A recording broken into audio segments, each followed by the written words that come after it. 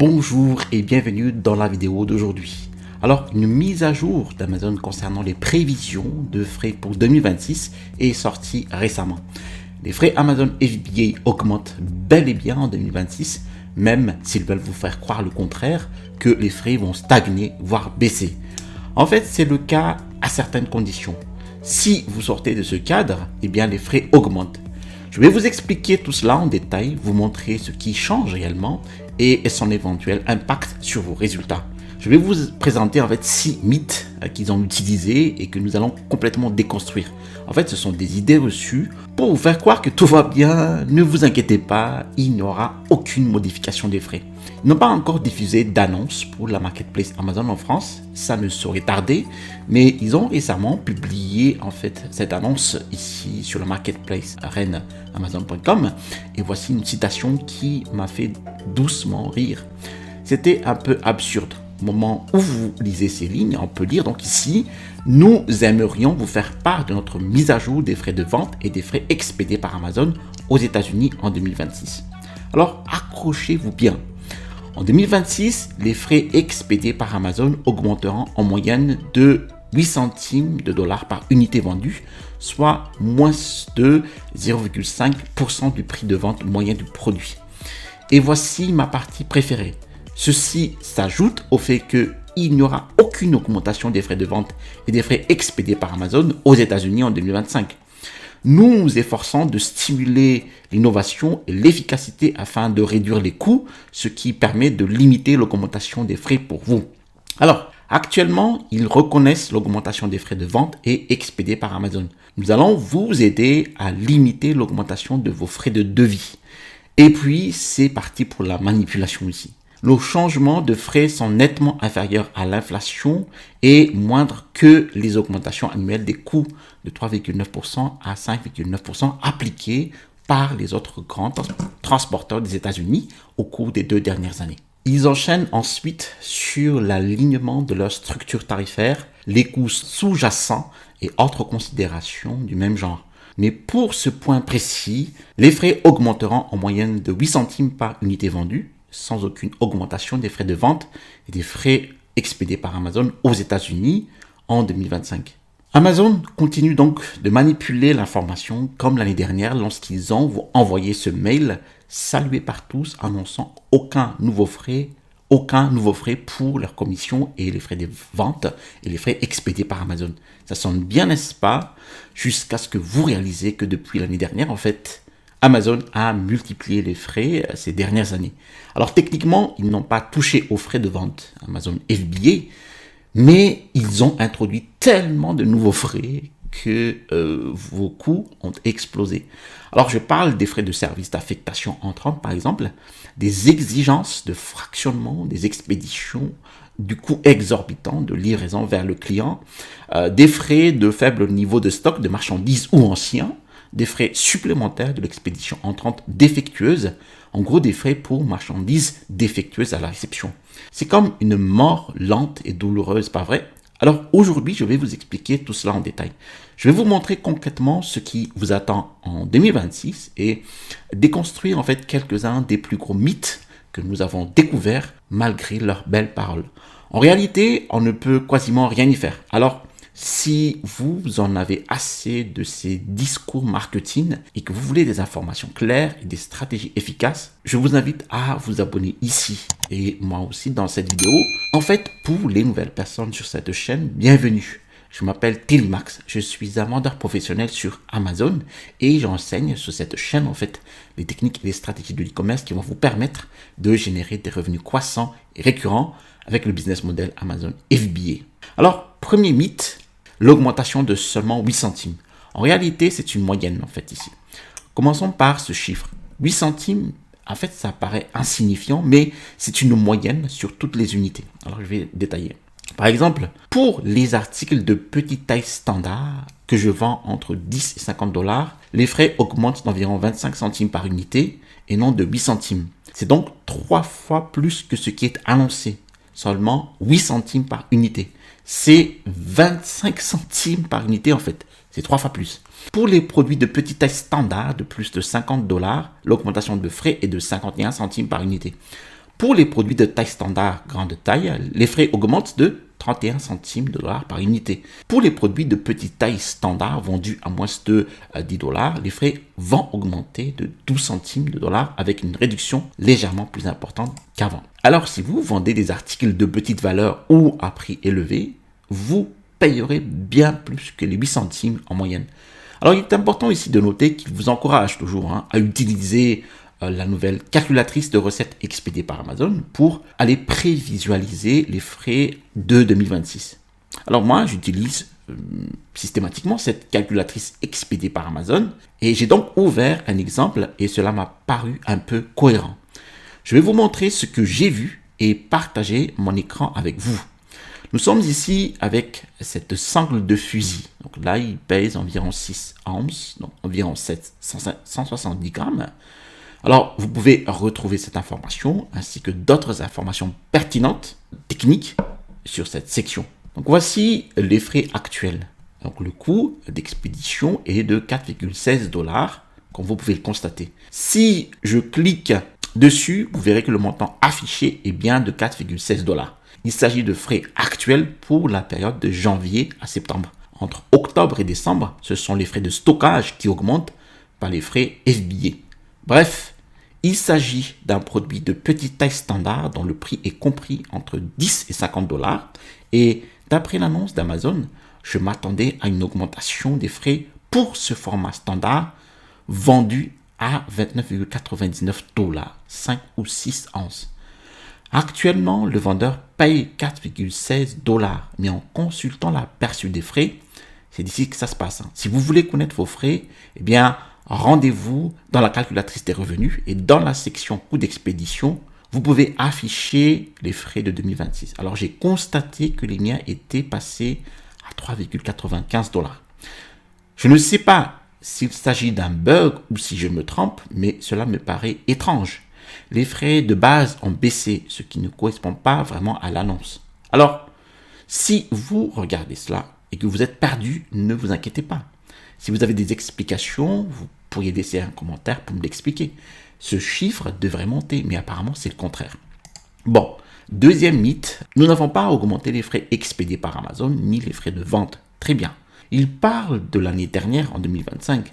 Et en plus de tout cela, on se contente de cette petite augmentation alors qu'on ne l'avait pas du tout prévu pour 2025.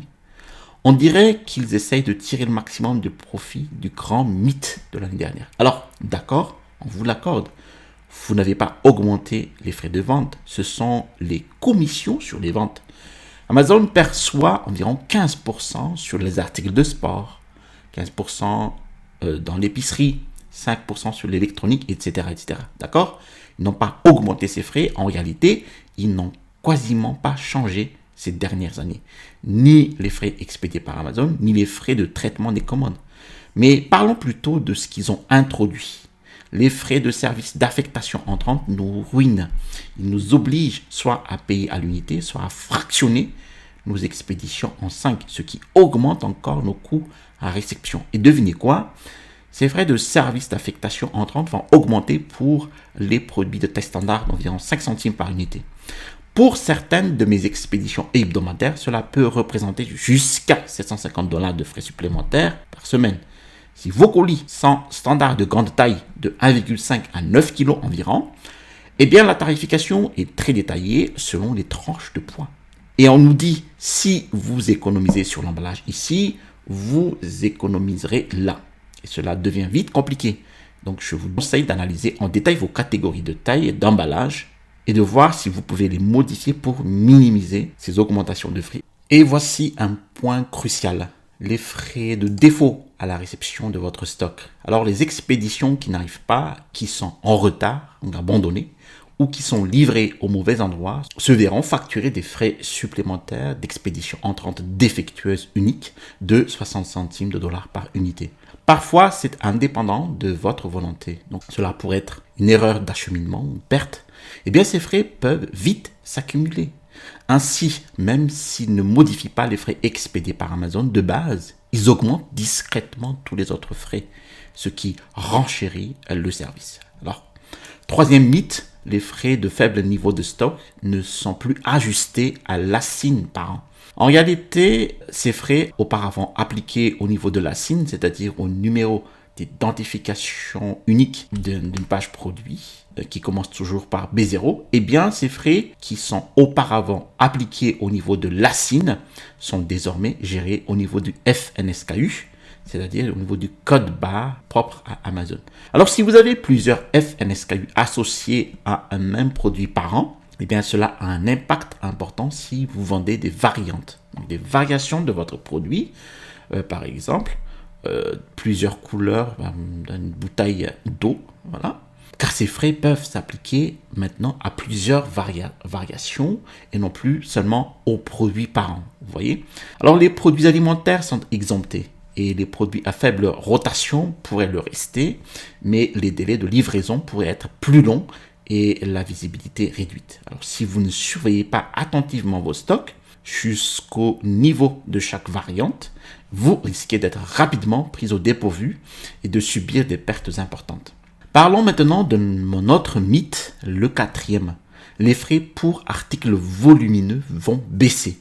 Alors techniquement c'est vrai, mais seulement si vous avez optimisé votre article volumineux en fonction des exigences d'emballage d'Amazon qui sont en cours de modification.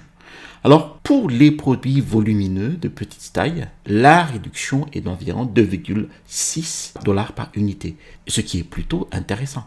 Pour les produits volumineux de grande taille, la réduction est d'environ 26 centimes de dollars en moyenne. Mais si vous n'êtes pas éligible au programme SIP, donc Ships in Product Packaging, donc expédié sans emballage Amazon supplémentaire, sachez que si vous y êtes éligible, cela signifie que les articles volumineux sont expédiés dans leur emballage d'origine. Lorsque vous envoyez votre article à Amazon, ils n'ont pas besoin de le mettre dans un autre carton et peuvent simplement l'expédier tel quel avec une simple étiquette. Vous avez donc déjà reçu des articles avec une simple étiquette collée dessus. Le livreur Chronopost, UPS et tous ceux qui passent devant votre porte peuvent voir le contenu du colis. Il n'est ni dissimulé ni emballé dans un carton supplémentaire. Si le produit est expédié dans son emballage d'origine, vous bénéficiez de réductions intéressantes. En revanche, si vous n'êtes pas éligible au programme SIPP, vous devrez payer 2,07 $ de frais d'emballage. C'est exorbitant. Par conséquent, si votre emballage n'est pas optimisé, eh bien cette réduction pourrait se transformer en une augmentation considérable. Cinquième mythe. Nous allons aborder le point crucial sur lequel Amazon mise. On l'appelle donc MCF, Multi-Channel Fulfillment ou expédition multicanal et achat avec Prime. Alors cela concerne spécifiquement les vendeurs qui utilisent Amazon et leur stock expédié par Amazon en tant que prestataire logistique tiers, donc 3PL. Et je suis toujours surpris lors de mes échanges avec des personnes coachées de constater combien de vendeurs et de marques ignorent l'existence de cette option. Si vous envoyez du stock à Amazon pour vendre sur sa plateforme expédiée par Amazon, ce même stock peut être utilisé et dans de nombreux cas devrait l'être pour honorer vos commandes directes aux consommateurs via d'autres plateformes. Par exemple, les commandes passées sur votre boutique Shopify, Walmart, Etsy ou eBay. Lorsqu'une commande est passée sur votre boutique Shopify, vous pouvez choisir de la faire expédier depuis votre stock Amazon. On appelle cela le service d'expédition multicanal. Alors les frais sont différents et plus élevés. Par exemple, un même produit qui vous coûte 4 $, lorsqu'un client l'achète sur Amazon et qu'Amazon se charge de la livraison, peut vous coûter 7 $ s'il est acheté sur votre boutique Shopify et qu'Amazon assure l'expédition multicanal. De plus, Amazon encourage fortement l'achat avec Prime. Donc, il s'agit d'un plugin à installer sur votre boutique Shopify ou BigCommerce qui permet aux clients de payer avec leur identifiant Amazon Prime, simplifiant ainsi le paiement pour eux et l'expédition multicanal pour Amazon. Comme je l'ai mentionné, ces frais sont différents et ils augmentent sauf si votre volume de vente est plus important. Par exemple, si vous ne vendez que des articles à l'unité, 1 ou 2 articles par commande, les frais d'expédition multicanal augmentent de 30 centimes par article. Imaginons qu'un client achète 2 articles sur votre site web. Pour expédier ces articles, vous payez vos frais de traitement habituels, plus 60 centimes de dollars de frais MCF. Si vous commandez 3 unités ou plus, eh bien, vous bénéficiez d'une réduction. De plus, si vous utilisez l'option acheter avec Prime, eh bien, le coût passe de 24 centimes de dollars par unité. Alors, vous pouvez désormais bénéficier de remises sur volume allant jusqu'à 15% sur les frais MCF si vous êtes éligible. Et le montant minimum des frais de service Prime a été abaissé de 1 dollar à 30 centimes. Alors, un petit avantage, certes, mais voilà, Amazon privilégie clairement les vendeurs qui vendent de gros volumes. Si vous êtes un petit commerçant et que vous ne commandez que quelques articles, vous risquez de devoir payer la facture. Alors, 6e mythe, pas de nouveau type de frais en 2026. Amazon joue ici encore sur les mots. Ils nous manipulent. Ils ont modifié tellement de frais que c'est comme s'ils en avaient ajouté de nouveaux. Bon, ils n'ajoutent pas de nouveaux frais, mais ils prennent l'exemple des frais pour stock ancien. Ils ont doublé, passant de 15 centimes à 30 centimes. Il y a maintenant une nouvelle tranche de 15 mois et plus, où le stockage longue durée est majoré de 35 centimes par unité, soit 7,90 dollars par pied cube. Mais si vous avez encore du stock dans un entrepôt Amazon, après 15 mois, vous allez devoir payer ces frais de stock excédentaires de près de 8 dollars par pied cube. C'est vraiment exorbitant et franchement, vous ne devriez pas le payer. Si vous payez, c'est de votre faute si vous n'avez pas géré vos stocks correctement. Bon, et puis il y a aussi le coût de stockage dans la région Ouest, Amazon Warehousing et Distribution, qui augmente de 57 centimes le pied cube dans les régions de l'Ouest. Les frais de transport par Amazon Warehousing et Distribution passent à 1,40 dollars le pied cube. Tous ces frais s'accumulent et compliquent un peu les choses. En résumé, Amazon ne se contente pas de protéger ses activités. L'entreprise optimise activement chacun de ses centres d'appel. Prenons l'exemple des profits pour le 3e trimestre 2025. Lors de leur conférence sur les résultats, ils ont annoncé un profit net de 21,2 milliards de dollars. AWS, leur branche logicielle, a généré à elle seule 33 milliards de dollars de revenus. Et malgré cela, Amazon vient d'annoncer des suppressions d'emplois. 14 000 postes ont déjà été supprimés et selon certaines sources, jusqu'à 30 000 autres suppressions sont prévues. L'entreprise réduit considérablement ses dépenses superflues. Elle rationalise ses opérations et se concentre sur la rentabilité. Elle protège ses marges. La question est donc, que faites-vous de vos marges? Si vous souhaitez de l'aide pour comprendre ces changements et obtenir des conseils, eh bien, je serai là pour vous accompagner. Je serai là pour vous conseiller notamment de réduire vos coûts d'emballage. Par exemple, en optimisant vos unités. Si vous souhaitez vous faire accompagner pour une consultation personnalisée, eh bien, cliquez sur le premier lien dans la description de vidéo. Vous serez redirigé vers la page d'accompagnement personnalisé. Merci d'avoir suivi cette vidéo jusqu'à son terme. Si vous avez apprécié cette vidéo, alors je vous invite à cliquer sur le bouton j'aime. Si vous avez apprécié d'autres vidéos de ma chaîne YouTube, alors je vous invite à vous abonner en cliquant sur le bouton s'abonner situé en dessous de cette vidéo pour recevoir les prochaines notifications vidéo. Et je vous promets toujours des contenus de qualité. Je vous ai mis en description la vidéo dans mon e-book 5 étapes pour démarrer un business à succès avec Amazon FBA. Vous allez recevoir dans cet e-book les techniques et les stratégies qui m'ont permis d'installer ma première boutique à succès avec Amazon FBA. À l'issue du téléchargement de cet e-book, vous allez recevoir dans votre boîte mail un lien vers ma formation étude de cas d'un produit de niche. Vous trouverez ici le bouton pour vous abonner. Et maintenant que vous avez constaté comment Amazon s'immisce discrètement dans le marché en augmentant ses frais, eh bien, il est plus qu'important que vos publicités et vos campagnes PPC soient performantes, rentables et parfaitement optimisées pour gagner.